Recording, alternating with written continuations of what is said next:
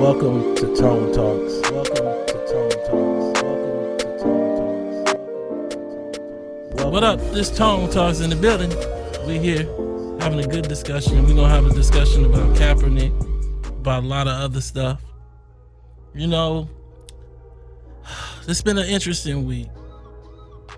Cap done came and went, y'all. I done been a staunch supporter of Kaepernick for the last few weeks, for the last several months. I don't know what's going on with the Nike adversity ad. We gonna talk about it. Ain't nobody else talking about it.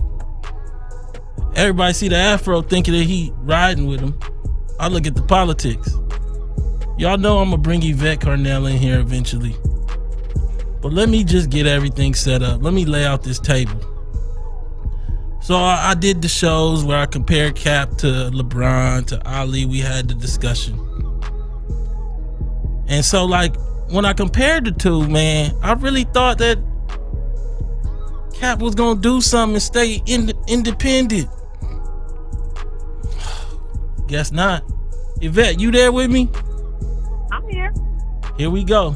You know they've been waiting all week to hear about us going in on Cap, going in on Nike. People that brought us Tiger Woods, Michael Jordan. I'm just saying I'm gonna go through these questions. Understand again that I was a staunch supporter of Cap because I believe that he was talking about stuff that needed to be talked about. His solution always was a little sketch, but we'll get to that. Y'all know how we do it here. Dash Radio, Dash Talk X. We're gonna be talking tonight. I'm gonna give y'all a chance to voice y'all opinion eventually. I got my guest, Yvette Carnell, in the building. Here we go. Let's rock with it. Let's go through the questions. Let's hear these questions. Number one, did Colin Kaepernick sell out the struggle of black oppression? Was that TV ad about disabilities, multiculturalism, or police brutality? You know, I watched the ad. I had to send it to Yvette, send it to Zoe, send it to everybody, because it was like, what is this mess? And that's what it was. It was mess. Don't get me wrong, I ain't got no problem with no paraplegics and no women and, you know, prime soccer players. But this ain't that moment. I'm gonna say some names. Walter Scott, Philando Castile, Alton Sterling, and I'm gonna throw that boy Trayvon in it, Trayvon Martin. And I just feel like this was their moment. And Cap stole it and sold it to Nike. I said it. Let's go to that second question. Nike is the NFL merchandiser, multi-billion-dollar deal with the NFL to do all the jerseys. Was this a failure to pay homage to Black America and the oppressed? What was he thinking? Meaning Cap. You know, Nike gave us Jordan. Number three, Kaepernick is mixed. We know that. But he mixed in a different kind of way. He was raised by this adopted white family. I mean, like when I say white, everybody white except for him. He the only black person. We gonna get into what that means and whether it affected his ability to see everything. Do we got Obama here? Conciliatory? We need to find the middle ground. Well, ain't no middle ground in no prisons in Alabama. Ain't no middle ground in no prisons in LA. County jail ain't got no middle ground. It's just filled up with black folks that are inside and then homeless and Skid Row right outside. So Cap need to get a new lesson, and we here to give it tonight. Number four, Ali spoke directly to blackness.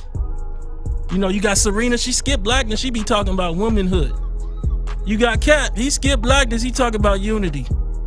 You got Jordan. Oh yeah, he black. You got Tiger Woods. He blazing, he said. Nike be looking for a way to touch us because they need that urban energy. But is they really ready to deal with Walter Scott, Alton Sterling? Come on. Do we need to tell them what kind of commercial they needed to do? Maybe I might. Y'all stay tuned. Number five. So there's a lot of people posting like little memes where they redo the Cap pick. I ain't gonna do one. Donald Trump did one with the same little slogan. 50 did one with Floyd with all kind of letters on it. That was funny. Then you got your boy Boyce, and he posted some weird respectability Cosby Show dreams oddness, and we gonna get to that at the end. How it don't make no sense, bro. You gonna get enough messing with that fire.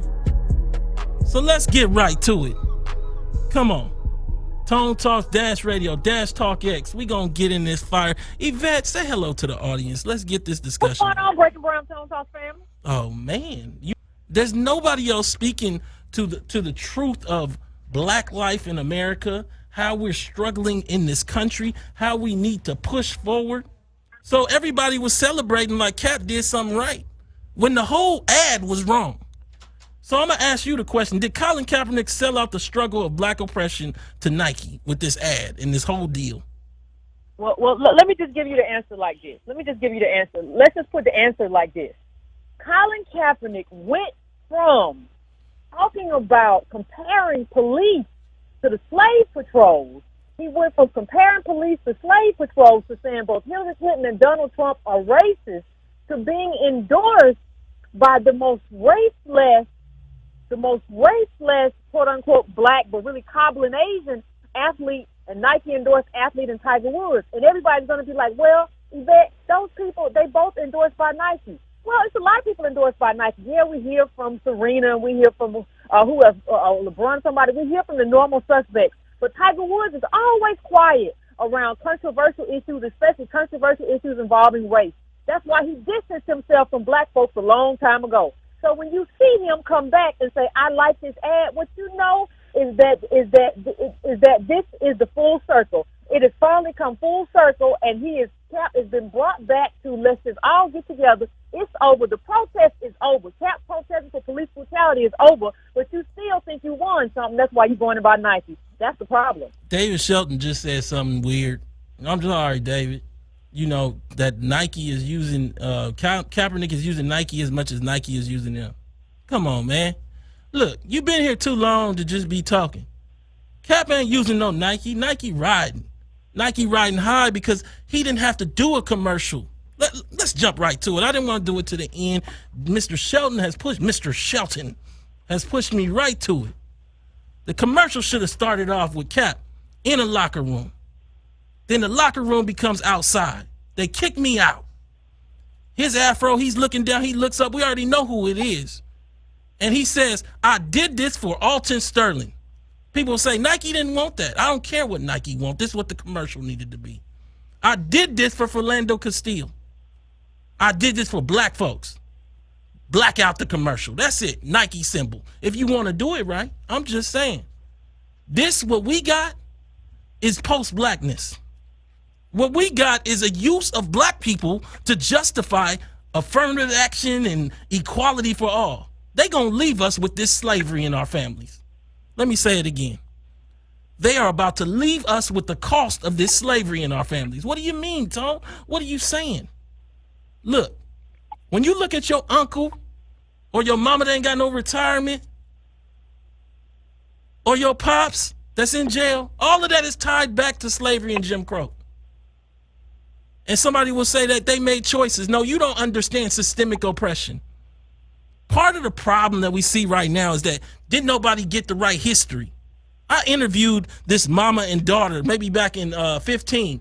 Big story broke where they tried to make it in the textbook, in McGraw's textbook. That's the main textbook writer for 4th grade and 5th grade and 6th grade. And they tried to make the slaves into workers. Well, too many of y'all learned about Asian railroads and ain't learned about slavery. Too many of y'all don't know that there was only 4,000 like Asian Chinese working on them railroads. 150 died. We talking about American slavery. We talking about systemic oppression through Jim Crow and through mass incarceration. And Kaepernick is up here tap dancing, talking about unity and wrestling and refugees. He talking about everything except for Alton Sterling. The thing is, they could have at least put one of the shot down in the commercial. The problem is you can't sell no jerseys if they in it. What you think, Yvette? Yeah, I think, I've always had mixed feelings about this, right? So I wrote about this. I wrote about this twice. I wrote about this one time at Counterpunch where I was very critical, and then one time where I was basically like, well, it's possible that there might be some promise here, just in terms of how full-throated, like people don't understand how full-throated he was talking. Like, he was really early on. He was really, really going in. Like, you don't have slave patrols and all that stuff. Like, he was having a. So I was like, well, okay, I'll back off. Maybe there's something that can be done here, because he seems to be willing to make a sacrifice.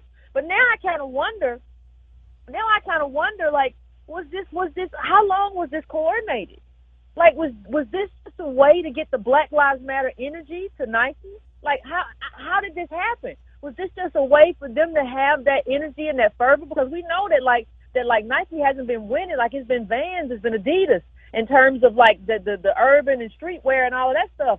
So it kind of makes you wonder, was this a plan? Was this a plan all along? Come on, man. If we get to the point where you got to look at everything, we going to get into Cap's background. We going to get into that outfit. They got him dressed like a mixed race Black Panther. I never seen nothing like it. Put the little brown into the black. My thing is, okay, you want to do a multicultural commercial, then don't dress him like he out here Black Panther riding. Come on, man. This is the same thing we saw with Black Panther the movie, where they had Michael B. Jordan sitting up there in that outfit on top of the magazine. That's not what them people were about. Black folks are suffering and starving all across. This is what talk radio does. This is Dash Radio. This is Dash Talk X. We bringing it today. Nobody else is talking this way. I'm talking about in the whole internet. I'm talking about all print magazine. Nobody is going to tell you that Cap sold out black folks with that Nike ad. He sold out black folks by signing a Nike deal after standing up and getting the brand and support from black folks as a result of him talking about black struggle. See, this is the problem when we get moving. This is the problem that we see. That people want to dance around police brutality. People want to dance around this black poverty. But ain't no dancing when it comes to your own family when they can't go to college because they ain't got enough to put down. When they ain't got enough for the ride to work. When they got an Uber at 3 a.m. This is real for black folks. Now, I don't know if he understand that, but we going to make him understand tonight. I hope y'all with me. Let's go to the second question. Nike is the NFL merchandiser. For those people that don't know, they do the jerseys. Reebok used to do them, but Nike does them now. It's a multi-billion-dollar deal. Was this a failure to pay homage to Black America and the oppressed just signing with them? What was Kaepernick thinking? What do you think? Was that just the failure? This, black people love to be super capitalists. I ain't never seen more poor super capitalists ever than black folks today. What do you think? Was that part of the failure, Yvette? Yeah, well, a lot of people are just like, well, this is business. Like, but any business that takes my protest movement and uses my protest movement to sell shoes, we always talk about black business. Nike is a white company, so I need to understand when you say that's how you do business. For who though? Whose business? Tell me how you benefit. Tell me, I would even hear you if like there was black ownership. Like if there was black ownership at Nike, like if this was what was the LeVar Ball, big baller brand, whatever, and he did this and it was diversity, but he was doing it for a black. Then okay, what does this mean? And so you have. That's why you were talking about. I don't want to skip, but you have boys talking about. Well, I'll just buy Nike stock. I'm not going to buy the Nike shoe because it's about ownership. You don't own Nike. Middle black family is worth less than $1,700. And in general, in Boston, you're looking at $8. In LA, what is it? $200. Nike is $70 a share. What are you gonna do? Go buy 3 shares of Nike? Yvette, don't fire him up. I want to share that one, and let's get that at the end because we got to attack that with the full data. What I'm saying to you, let's look at this. Let's look at the context of this thing. When we go back, we can't help but look at the Chicago stings where they use none other than Nike shoes to lure little black kids off of the pavement of a playground to do crimes and grab those shoes right before school started. I don't know if y'all heard about that, but go look it up if you haven't. That's what police were using. The little candy was Nike shoes. When we look over at Michael Jordan, it makes no sense that black folks have supported Michael Jordan this long. I'm going to say that again. It makes no sense that black folks have supported Michael Jordan this long. He has been apolitical. He has been pretty much, in my belief, one of the most dangerous parts of the decadent veil. He has been a problem all the way around. But we bought these shoes and have worn them and made this man a multi-billionaire. And so what we see is this company that gave us Michael Jordan and Tiger Woods now gave us a new version of Kaepernick. A version of Kaepernick that kind of looks like Captain America. You know, that kind of, you wrap him up in that butterscotch little jacket and you forget the fact that he said what he said about slave patrols. You thin out that little afro, comb it out a little bit more so you can see through it, so it don't look as black. We here now. We having this discussion. Yvette, what you think about Michael Jordan, Nike, and Tiger Woods tying into Kaepernick? Well, it makes sense. Like we went through this phase, right, where we thought we were coming out. We really thought that the way Kaepernick was talking, we thought that he was the opposite of Tiger Woods. He was the opposite of Jordan. We had all these people who were raceless and would never get involved in politics because they didn't want to mess up their business and mess up their brands and mess up having Republicans and conservatives wear the shoes or whatever. And so Kaepernick was talking about this stuff, and he was really saying stuff like somebody told me, well, Yvette, I always said that he was way too vague. He wasn't vague he may have been vague in terms of solutions, but a lot of people are vague in terms of these solutions because they just don't understand what the problem is. They don't understand the wealth and the systemic oppression. So they talk about, well, more black police on the street or whatever. But in terms of diagnosing the problem and being full-throated about the problem, he was that. How do you go from that all the way back to Michael Jordan? Kaepernick went from full-throatedly to talking about police brutality and how they target black people in the street with lethal weapons, and he went all the way from that back to people in wheelchairs and diversity and Muslim people with what you call them fencing or whatever she do. He went all the way from that back to here, and we missed the whole transition.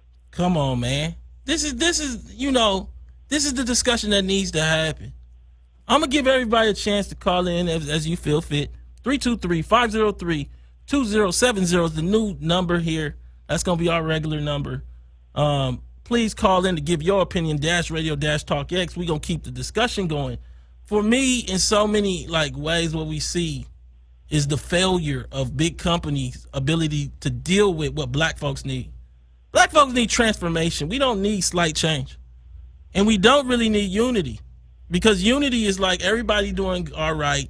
Let's just fix it up for everybody a little bit better. We don't need no window dressing. We need the windows busted in so that we can have some air, because we've been suffocated by America. That is what Kaepernick represented when he kneeled. He represented a statement that we have been suffocated by America.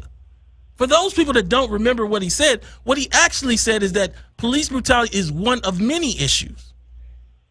And what it starts with essentially is wealth.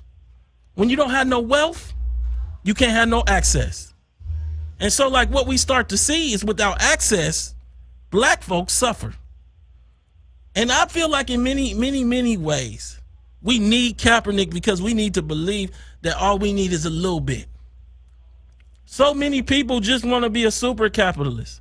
They want the whole system to exist, all the starvation and the homelessness and the poverty and the jail, just with them being rich inside of it. That's what all the rap is. That's what all of it is. Nobody is really talking like me and Yvette. Nobody told y'all that how many black millionaires there are. And if you don't lie, because it's nowhere on the internet. I had Matt Brunig actually just do that just for my people. We are not doing well in this country. And what I'm saying to you is that black folks have to understand. What I want to do is I want to get your last opinion, because I'm going to bring a clip in a second. Do black folks suffer from inability to understand wealth? Yeah. And how is that showing up? How is that showing up here in terms of Kaepernick? Well, you can even forget about, you can even take away systemic wealth just for a second and you can look at that in terms of Kaepernick. You have a lot of people saying, well, he got to eat. He got to make his money. Kaepernick made the buck of his money already. He was on the downturn of his career. This man has already been in the Super Bowl, right? You know, no matter how disappointed you were, but this man has already been in the Super Bowl as a quarterback. He wasn't starting when he wasn't a starting back when he started this whole thing. So he was already, like, even if he gets picked up, how many more years does he have? So this idea that, like, we can't even measure the sacrifice that he did make.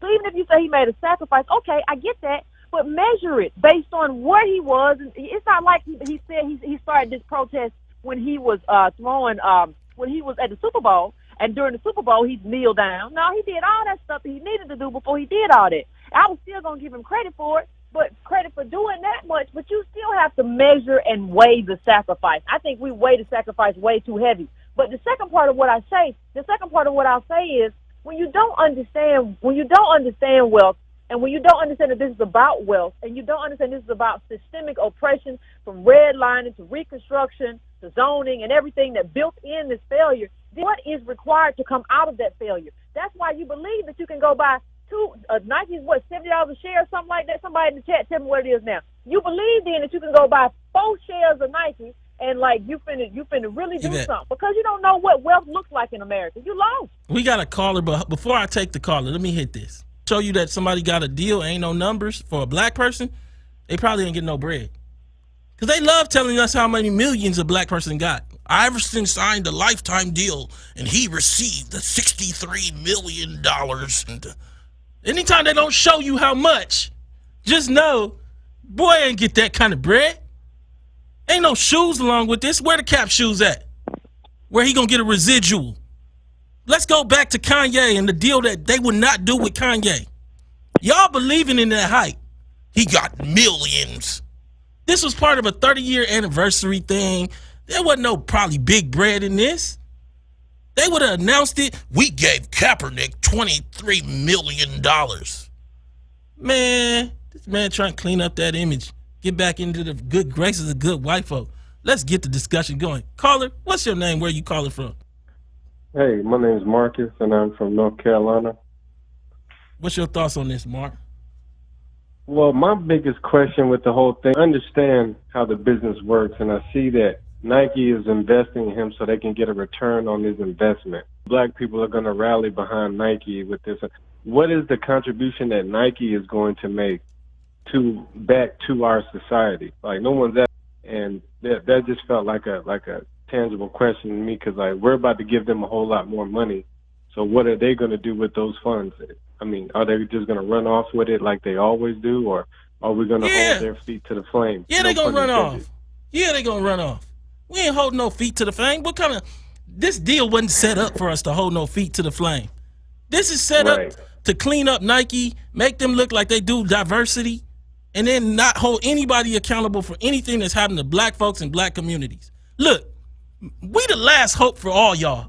I'm going to say it straight. This is the last chance, this internet space.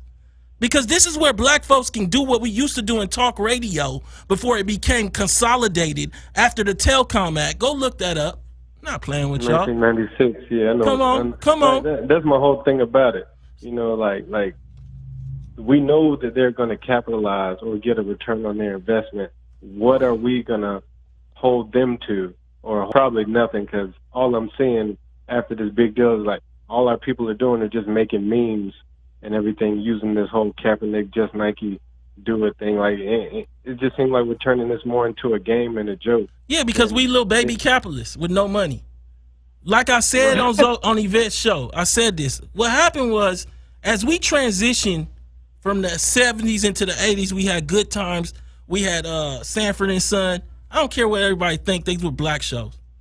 As we transferred out of those shows into the Cosby Show, it still had to be a black show, though. It was respectability and all that, but other than Peter, you really had to have all the black friends, Cockroach, all them. But then what happened is, after that, our parents started thinking that the closer we get to white folks, the more chance we have of success. And we started failing in a whole nother way. So y'all done raise your kid on Big Bang Theory and Jerry Seinfeld. And you wonder why they really don't like being around black folk like that. Ain't no black community if everybody trying to escape. If everybody calling the black community nothing. And so what I'm saying to you is, we see in a lot of ways Black people themselves think that they can buy themselves out of blackness, and they don't understand that ain't no buying yourself out of this. This is it. This is the real. Colin, any last thing you want to say to myself or Yvette? I mean, like, are we just supposed to go get a fresh new pair of Nikes and just rep the brand and keep shucking and jiving, or what? You asking me? You asking me what to do? I'm saying, yeah, you or I tell you right now, I get rid of all the Jordans first. And understand, when you look at a Jordan, it don't got no swoosh on it, because it's a brand separate and apart that he done separated out of Nike. Ain't no swoosh on the Jordan. But still, I get rid of all the Jordans. At least don't buy no more. I ain't trying to tell you to destroy money if you don't invest in, you got like a shoe collection, some weird stuff. But I'm saying to you, I wouldn't buy no more. And I definitely wouldn't support. I wouldn't support this in the level of, I don't feel like you should go out and just buy this stuff because they did a commercial and they signed Kaepernick.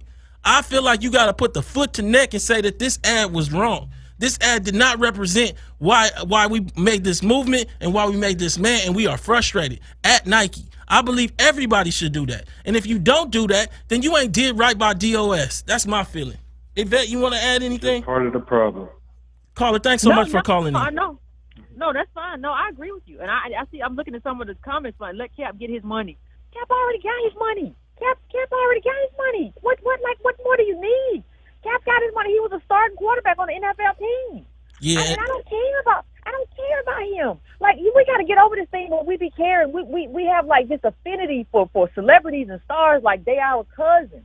Like if you do, it's almost like, you know what it feels like. It feels like Kaepernick came into football as a #1 draft pick, and when he got there, he kneed, and then they tossed him out, and he took the Nike ad to try to get some money because he was a great player who got Cap did this when his career was on the downturn. He don't have a very long time in the NFL anyway. He did this when he was on the downturn, and it made him a celebrity. And he would never have been that level of celebrity without doing that, because he wasn't nobody really talking about. I remember when this thing happened, wasn't nobody really talking about Kaepernick like that. He wasn't even starting. What are you talking about? Come on, Yvette. Like, what people don't understand is what you owe the game when the game make you.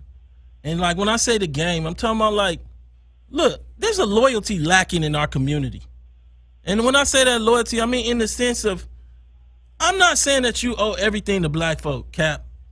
But I'm saying that if once you put your foot out there like that, you can't sign that deal. You can't sign that deal with a lot. And if you do, it got to have a lot of contingencies. It got to have a lot of control. It got to have something in there like, Antonio got to be in the room to make sure that the artwork is definitely representation of black life and this, that. None of that seemed to be present. I don't even go back to the commercial and look for the word black in it. We got a problem here with black folks understanding what black folks need, the condition of black life, the consequence of black folks living the way they living is. What I want to do is play a short clip of Kaepernick and then Ali. Talk X. Yeah, most definitely. There are things that I have in the works right now that I'm working on to, put together in the future and come to fruition soon. Those are things that I'll talk about as we get closer to those days. Colin, you say that it's a good thing that this is blowing up now because it's getting some attention. Any concern about the timing of it, a critical part of training camp, and the possibility of it being a distraction? No, I don't see it as a distraction. I think it's something that can unify this team. It's something that can unify this country. If we have these real conversations that are uncomfortable for a lot of people, if we have these conversations, there's a better understanding where both sides are coming from. And if we reach common ground and can understand what everybody's going through, we can really affect change and make sure that everybody's treated equally and has the same freedom. Talk X. Money means nothing to me, nor boxing, when it comes to the freedom of your people. So everything I'm doing, if it means hitchhike tomorrow, if it means be raggedy, if it means look for a job, I'll be happy because I can go to bed, my conscience is clear, and I didn't sell out or trade my people just because I could be rich in Hollywood with a yacht out here that could be my yacht right there. Imagine it's valued at $200,000, but I wouldn't want that damn yacht if I couldn't go back over in the black neighborhood and protest a black woman being raped. The hell with the yacht, the hell with the championship. So I want the people to know this, you understand? So here we are. Dash Radio, Dash Talk X. You can call in, give your opinion, 323-503-2070. Yvette, you with me? Yeah, I'm with you. So let's get right into Cap and his background. Cap is a mixed person. I don't have no problem with mixed people. I think we all kind of mix as DOS. But the issue here goes a little bit further. You know, I believe Cap was adopted by this all-white family. Basically white privilege all the way through. I'm not saying that adoption don't hurt you, but I'm talking about, you know, the cost of blackness is all consuming when you got them 4 grandparents and you got to live through them 4 grandparents that came off the sharecropping farm, that was slaves or descendants of slaves, I should say. And I think that what's happening here is a question of, does he even get it? Does he understand the DOS, the descendant of slavery struggle, or has he always been trying to find the Obama middle ground? The clip we just heard goes right to that. His solutions were like unity and coming together. Understand that means he don't understand that 1/3 of black men have been to jail. And that's an insane social collapse level of number. That means he does not understand that 1/5 of black men did not have a job in all of 2016. A full 1/5 of working age black men. And if you don't understand that, I don't need you speaking for me. If you don't understand the depth of the problem, we run into all kind of issue. Yvette, what you think? Well, here's the thing, and I have seen mixed race people do it right? I think it takes more work if you are a biracial to do it right. You have to do more work on yourself if you want to do it right. And I've seen it done right, but I've seen it done right. I've also seen it done very, very wrong. And Obama was a case of it being done very, very wrong. Obama kept running up to the Tea Party. Well, you know, I'm sure if I just talk to him, you know, if I just have a conversation, everything will be all right. I'm sure they don't hate me. They can't hate me. Don't nobody hate me. I smile real hard. I shine a clean boot. Can't nobody hate me. And so part of that, and you see that with kind of Kaepernick, I can't go all the way and be raggedy or whatever. And I can't believe that white supremacy or white people can be this bad, because those are the people who nurtured and cared for me. So the contradiction is the people that nurtured and cared for me and loved me and took my little brown self in, I can't believe that the world and these people are that bad. So I have to, for my own psychological well-being, for my own psychological comfort, and for my own, you know, sanity, I have to find a way to say, see, we made everything all right. I made a sacrifice and I spoke on some stuff, but now everything is okay and we're back to that middle ground and everything worked out. They don't know how to deal with the life where nothing worked out. Nothing ever works out because they built it this way. Obama was the best example of it, of a person not being able to like integrate what they come from and what they experience. Like Obama, I don't think Obama was ever able to integrate what he experienced with his white grandparents and the love of his mom and his white grandparents with like what he experienced in terms of how white people treated him. And so he always felt like deep down, these people who were calling him names and these people who were calling him tar baby, that deep down these people were just like somewhere they were his grandmama.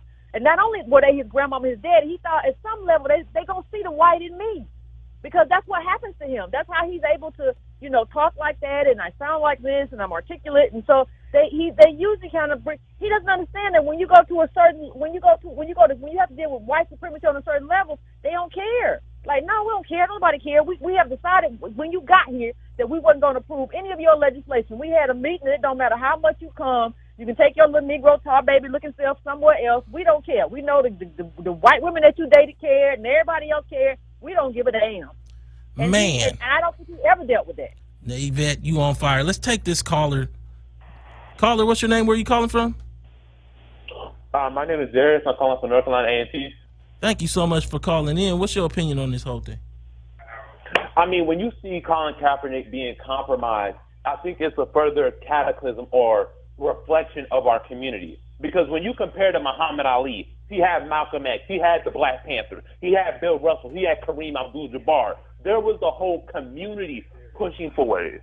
Right now, we don't have that community. Everybody's scattered, and it's hard to find any sort of strong stance if you got everybody scattered like fleas. I go a step further than them just being scattered. Everybody about themselves. You know, what you find is that everybody a little capitalist. They think that they business. Understand this. I don't do nothing but data. Go Google black wealth. See where I come up. See how I come up on that first page. I'm saying to you because there's a study that we did with Sandy Darity out of Duke University. Understand 90% of black businesses ain't got no employees, and that's because of two facts. The first is undercapitalization. It's a bunch of people starting businesses with no money and a lot of business cards. But the second fact is just as important. There's something in your background, callers. Turn that down a little bit. So the second thing is just as important, right? Which is black people are starting businesses because they can't find no work. I'm gonna say that again. Black people are starting businesses instead of saying they just unemployed. So the system don't know that we struggling. If you always trying to start Get 'em at 'em records, if you always trying to start Shaquan's hair and telling us that you got a job, we don't get to see the data. And so what ends up happening is we create false worlds where black people are almost just behind white folks. And we're not just behind white folks. We was put foot to neck for far too long. Yvette, you want to add anything on this black business thing? Well, yeah, I think we already talked about how most of them don't have employees. And what I would really like to know, like somebody was like, well, Yvette, you left Capitol Hill, you started a business. This is not a business. I have LLC paperwork. That's not a business. There is no business. I don't have employees. I don't have no like stream of revenue and everything that, so we don't understand what makes a business. What you're talking about is quality assurance too. So if you want, when you talk about stuff not falling through the cracks, how many people do you have to work on that? You have a business plan and you have all of this stuff. Small business is like, what are you talking about? 100 employees, like a really small, not just a really, really tiny business. You just have people with hobbies that they call businesses. Yeah, man. So, caller, anything else you want to say on this topic? Yes, and I would like to add, when they were talking about black business, many of them don't even understand, okay, what raw materials you're going to get. Where your chromium at? Where your tin at? Where your manganese? Where's your iron? Where's your oil? Where's your manufacturing center? Who you going to sell it to? And then on top of that, they don't even know what they're going up against. They don't know the market power. They don't know the market price. They don't know nothing about how economics works and how the economy works, inflation, none of it. And they just like, well, we going to start a business. That's like me right now. You driving me in the middle of the forest, and I think I'm in the desert. Oh, I can just go find water. Do you know where you at? You in the forest. You're not in the desert. I agree, caller, and they don't understand the power of the moment. I think Apple hit $1 trillion for a second last week. They said, for a quick second, $1 trillion company, and we're in this moment, and like black folks in many ways are really trying to recreate this world like we just leaving slavery, and all we got to do is build a little wooden house and start selling whatever we making in the back right out the front of that wooden house. That's not today, and that's not talking about giving up. That's talking about understanding the forces, the market forces that are creating unfair advantages. I would even change the analogy. It's not even.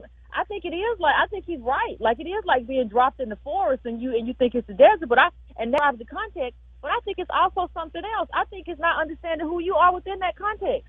So it's kind of like you're a squirrel and you see a lion attack a gazelle, and you just tell your squirrel friends, "I'm finna get that gazelle. You saw what that lion did? I'm finna do what he did right now." And you don't even understand like what makes a lion. He got teeth. He got a body or whatever. And it's like when you got or whatever you believe in was building animals.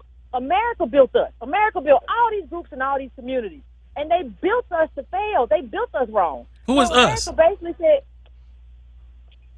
who is us when you say us? DOS. Descendants of American slavery. Go ahead.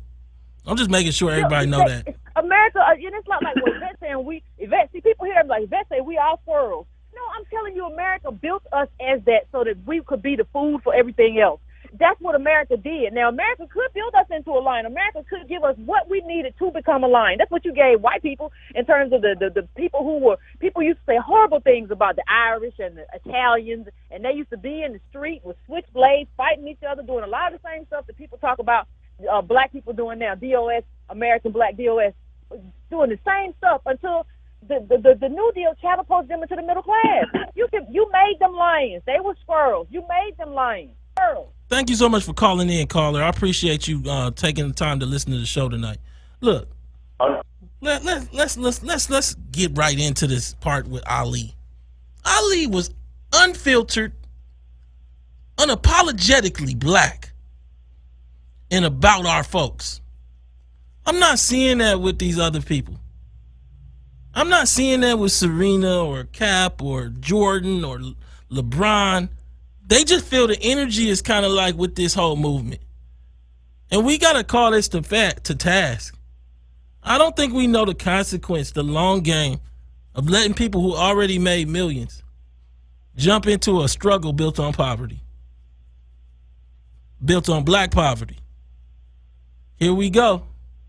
Letting them try to tell us about how it was struggle hard when they was 6.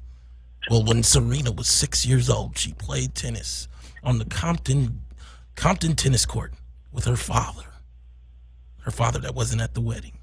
I'm just saying, let's bring it in here.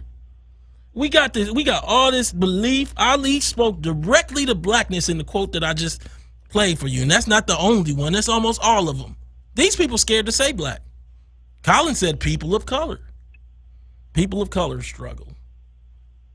These people more and more are scared to say black, so they deal with everything. I said Serena skips blackness and talks about womanness. Kaepernick skips blackness and talks about unity. Jordan don't talk about blackness at all. I'm just Michael Jordan selling black kids tennis shoes. That's me. You look over at Tiger Woods.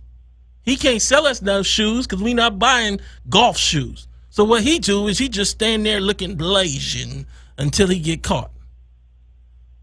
Yvette, you talk about the most consequential thing in a black person's life when you deal with sexuality and gender and intersectionality. Can you break that down for us? Yeah, well, one of the things that people always be like, well, Yvette, why do you always just, you're a woman and all this other stuff. Why don't you talk about all the stuff that impacts your life? And what I tell everybody, listen, what we have to, this is just a way to keep us scattered, so that black women be fighting against black men, and then somebody gonna write themselves in the rainbow flag, and then somebody else is gonna say I got this thing going on, and I'm different. All these ways to differentiate yourself. The most consequential thing in your life, if you are a descendant of American chattel slavery, if you are, the most consequential thing in your life is the creation of race and how race designated you to be on the bottom of the economic hierarchy.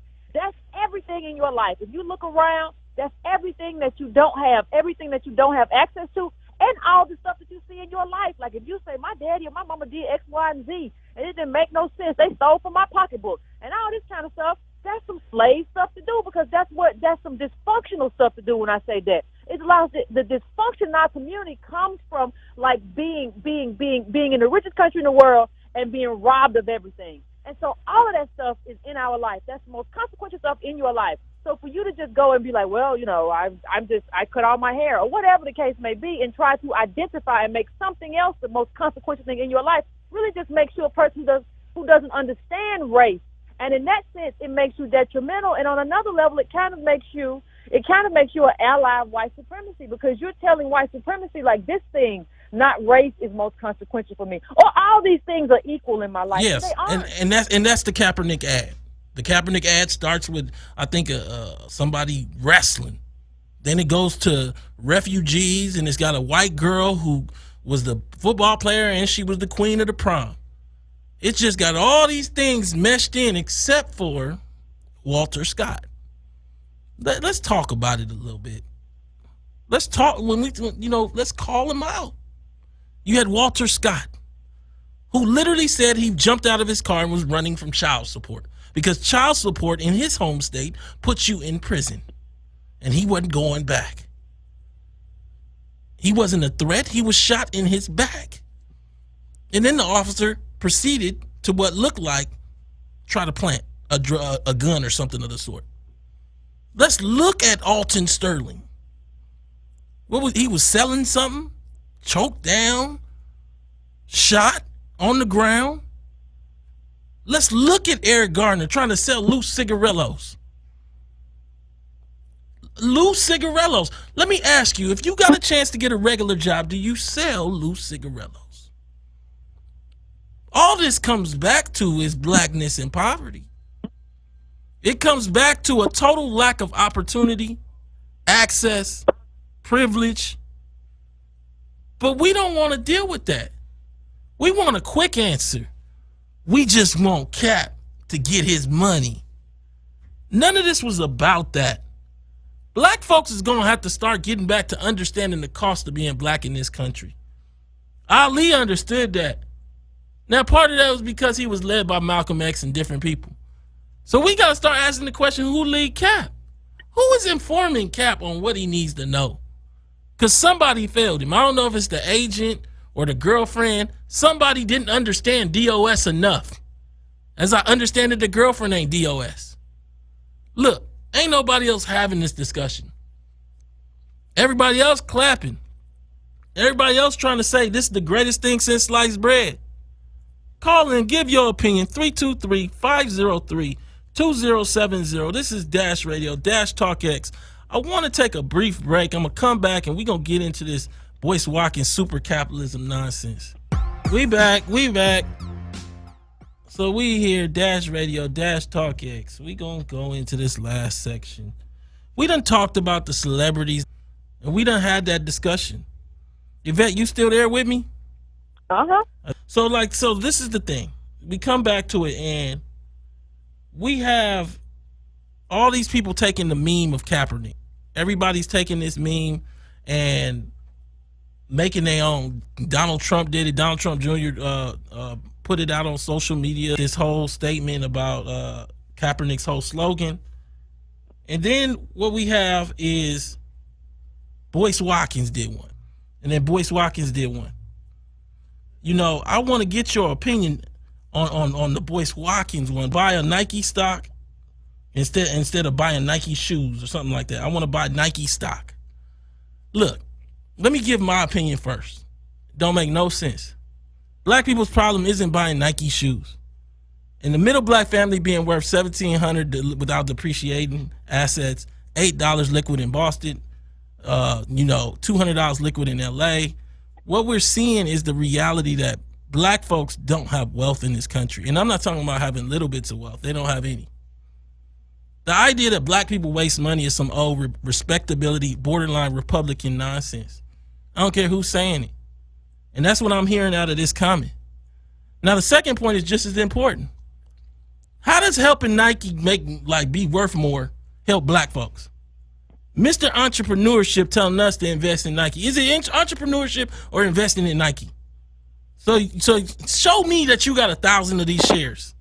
And then are you saying this person? Are you saying this person, this person, this PhD in finance doesn't know the difference between being a business owner and an investor?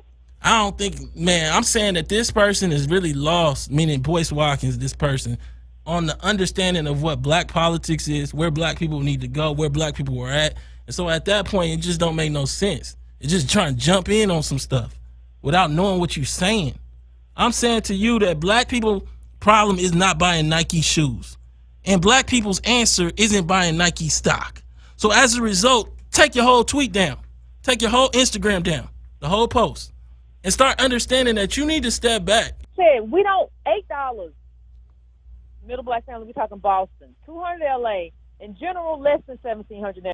So what I'm saying is that you don't get free. When we talk about freedom, you don't get free by buying 5 or 6. It was an interesting thing when somebody sent me that. There was another time where a girl was in Boyce Watkins' comments and she said, I tried to buy some stocks and they told me I didn't have enough to do it. Yes, because it's about scale. It's not about go buy your first Nike stock, buy one stock. Nobody does that. Nobody does investing that way. And like he always says stuff like, well, if you had got in early, there's a reason you didn't get in early, because you would really need to know somebody who was doing that and know when to invest. That would have mean you needed to be white and rich. Like all of this stuff, none of what he says in terms of investing and how to make these investments and what the end result of the investment, even the math doesn't make sense. If you ever want to just have some fun, take some time when he says, well, if you buy this stock at this day, you can have $1 million by 30. Do the math, and you'll see that it doesn't make any sense, and it doesn't make any sense. It's just insane. Well, the biggest problem about it is that it makes black folks not do black politics and deal with black problems and deal with blackness. It creates a false answer that you are your own problem, that oppression is not your issue. And as a result, what you do is blame yourself. I'm here not to make you blame yourself, to have you understand that it's bigger than you, that you can do things to fix your situation, that you should save and budget. But those things are being made to be less and less important. They are changing America under you while leaving you with the cost of slavery in your family. And we're here to make a problem about that. Let's take one last caller before the night is up. Caller, what's your name? Where are you calling from? Well, nonetheless, look, Yvette, can you tell everybody where they can find you and everything like that? Yeah, Breaking Brown, Monday and Wednesday, 9:30 p.m. Eastern Standard Time. We do the Breaking Brown. We have a whole conversation. We a family over there, so don't come being crazy. Because we are not just a YouTube show. You can find me on Instagram too, Carnell. You can find me on Breaking Brown. So yeah, fam. Yeah, thank you so much for tuning in. This is Tone Talks. We'll be at you next week. I'm gonna be off, but we'll be right back the week after.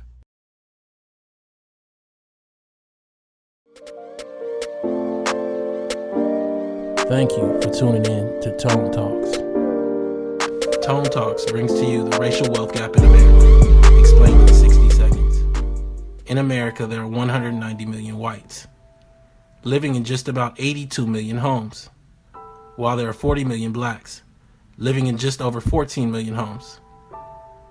To truly understand the racial wealth gap, you must look past the income of these families and evaluate household worth. According to demos.org, in total, white American households own 90% of the national wealth. In contrast, black Americans altogether own less than 2.6% of the national wealth, with most of this small sliver being in the hands of black baby boomer retirees. Black working age families are largely invisible nationally in terms of wealth. To give a clearer lens, the bottom 50% of American households control only 1% of the national wealth. And of the total 14 million black households, likely over 10 million black families fall into this bottom group that owns nearly no wealth. The racial wealth gap is real and it's growing. While 10%, or about 8 million white homes, are worth $1.4 million or more, according to Slate.com, when you deduct the family car, 50% of African American homes, or over 7 million black families, are worth no more than $1,700. Subscribe to learn more at tonetalks.org.